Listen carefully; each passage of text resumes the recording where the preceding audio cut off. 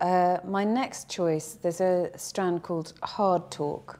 And it's an interview with Peter Singer, who is regarded by some as the world's most dangerous philosopher. And he's kind of a hate figure for the disability community, but is a hero in other areas. He has very strict utilitarian views. Can I just do a slight footnote? Utilitarianism is the theory of the greatest good for the greatest number. Yes. So, in a film, when you are trekking across the desert and that one of you has got a leg injury and they say, go on without me, a utilitarian would say, that's a very good idea, we will go on without you because you're slowing us down, and it's better for the bulk of us to benefit. And can we have your food? Can we have your food rations and your water? Can we eat you? Yeah, or eat you. So that's what it is. It's about the majority being happy. Yes. So what's interesting about this to me is that, so I started making this documentary about Down syndrome testing, and I went into it very naively going... Do you mean Down syndrome testing in pregnant women? In pregnant women, okay, yes. Yeah, because so we've got a kind of arms race on to find more and more sophisticated techniques for identifying Down syndrome in the womb, when there's nothing you can actually do to help the baby in the womb. The only thing you would do on receiving the diagnosis really is terminate. So he's questioned about his attitude towards the disabled.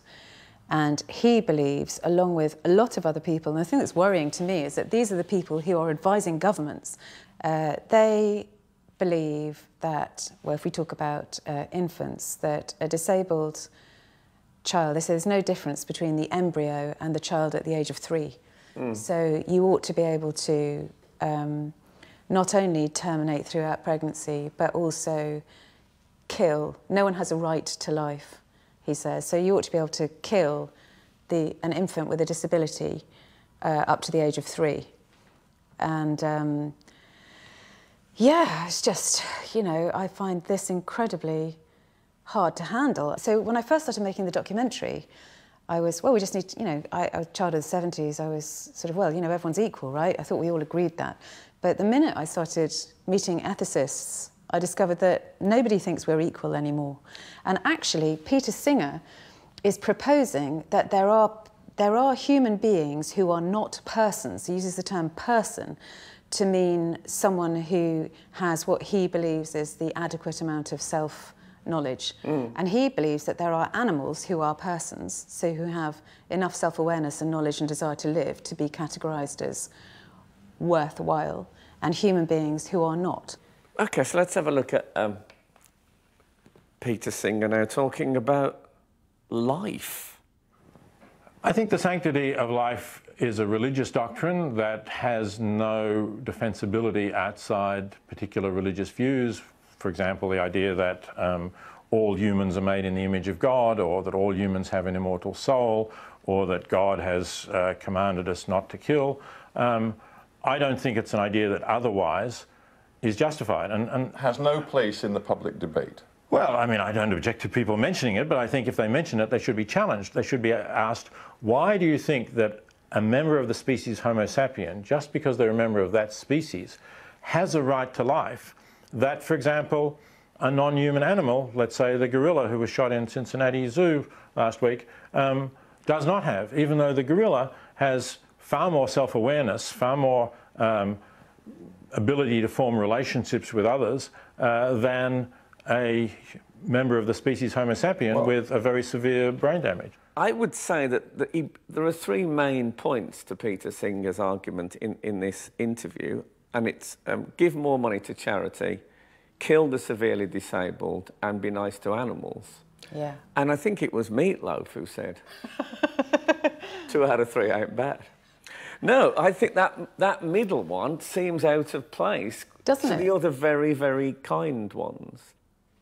Peter Singer, I think, is saying that if you kill the severely disabled, I'm being brutal, but that's what he's saying, then the money you spend on keeping them alive and all the stuff that you need to do for someone who, in his opinion, has no quality of life, could be spent on people who you could lift them to they have a good life. I mean, this is But how do you know he who sees else it. thought that?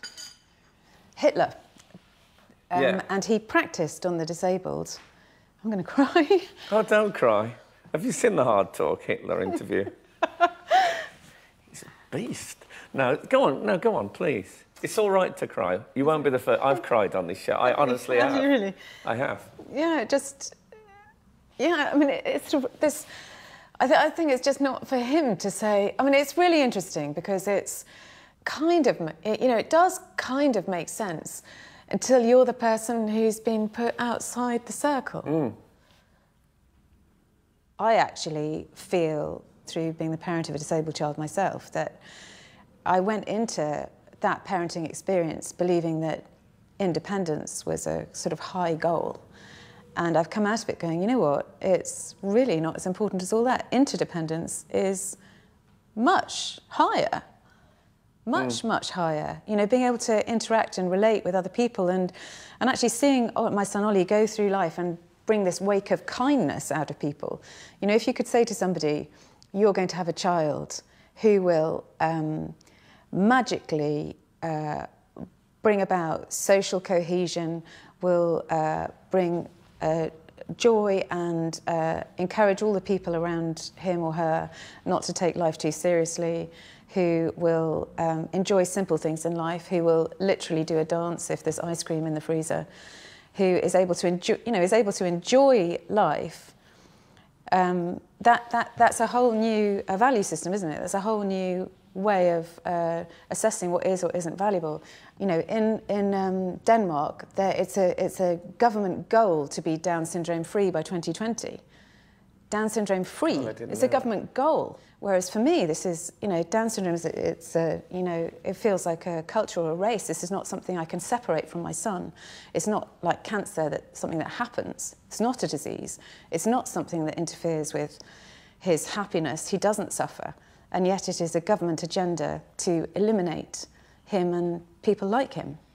Well, all I would say about this, and this sounds facetious, but it isn't. When I'm talking about that group of people walking through the desert in old movies, and the injured one says, go on without me, it makes absolute sense to go on without him. But they never do. And there's a reason they never do. And it's because people feel that it's wrong to do it, even though when you're watching it, of course the group would be better off without this, the person. But in fact, what you want to see is them loving that person and caring for that person and thinking, you know what, we're going to risk out, we're going to put ourselves on the line, we're going to make things more difficult for us, but we don't want to be part of a group where we walk away from the guy who's got the bad leg. And also, I think that I have understood things I would never hope to understand. I've had edges knocked off me that really needed to come off. And, I think what you might be talking about, Sally, is love. And maybe. I think love and science don't always mix that well. But it's interesting, and people should watch this and see what they think.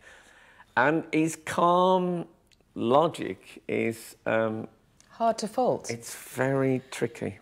OK, well, look, it's been a varied selection. It's been like that, hasn't it? All really interesting, and I think people should definitely check them out. OK. Thank you very much for having me. Thank you. It's lovely to see you. Nice to see you too. So we have been discussing Funny Valentine's Bill Bailey love song, Hard Talk Peter Singer, and Iron Maiden's The Female Fighters. And if you'd like to see Sally Phillips' documentary World Without Downs, it will be on BBC Two soon. I will definitely be watching.